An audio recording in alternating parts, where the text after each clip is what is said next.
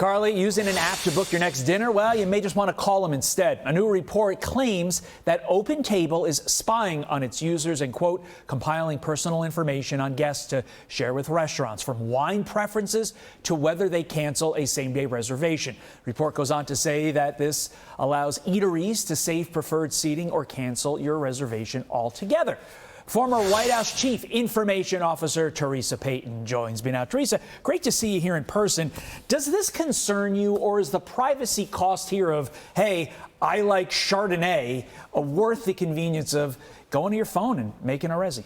I think that's an individual decision, but the key is read the privacy policies of the apps you're using. So if you like the convenience of OpenTable, just understand that they might be sharing things about you. It may or may not be anonymized, and you have to decide if the risk versus reward trade-off is worth it for you. Here's what OpenTable says, the privacy policy that Teresa just mentioned. Quote, we share your information with restaurants and their affiliates to provide the services and for the restaurant or restaurant group's own purposes, which may include marketing or advertising purposes. But at this point, Teresa, shouldn't we all just assume that if we're getting something for free, there is a cost of our privacy or our data in return?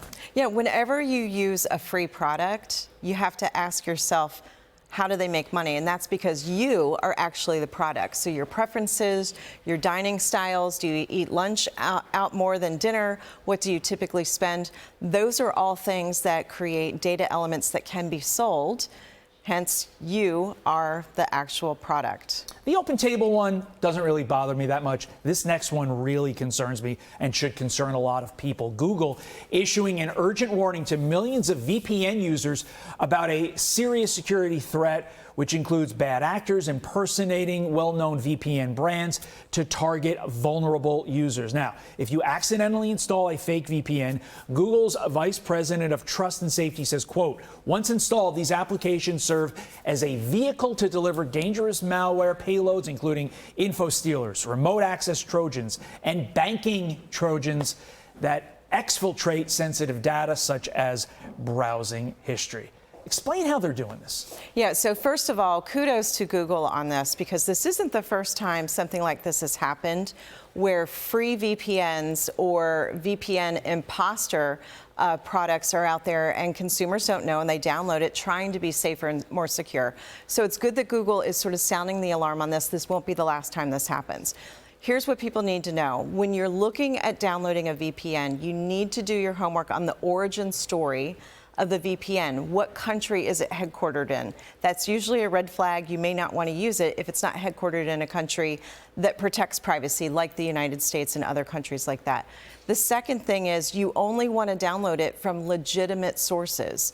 So if you're using something that says, I'm Proton VPN or I'm Brave VPN, which happen to be my two favorites, you actually want to go to their website and follow the directions on how to download it. Don't download from links that you see in social media or ads that are presented to you on social media, which is how I think some of these customers have gotten compromised. And to be clear, I'm not trying to make a silly joke here. A lot of these quote-unquote ads are like pretty ladies that people click on and are like, what could be the harm in clicking on a VPN from a pretty lady app or ad? And this is the consequence. Yeah, this is how they trick people. You know, that's the thing about cyber criminals, nation state actors, and even fraudsters. They really study human behaviors and they can anticipate. You know, they're the best kind of guerrilla marketing campaign people because they know how to get people to click when they normally would not. And so if you do think that you have downloaded one of these rogue apps, there's a couple things you can do. If you're a Microsoft user on a Microsoft laptop or desktop, you can actually go to Microsoft.com and search there for malware removal tools, spyware removal tools. They're typically free. Same thing with Apple. You can go to apple.com, go to their help support, and follow the directions there. Teresa Payton, thanks for coming in studio. We really appreciate it. Great to be here. I'm Steve Doocy. I'm Brian Kilmeade. And I'm Ainsley Earhart. And click here to subscribe to the Fox News YouTube page to catch our hottest interviews and most compelling analysis.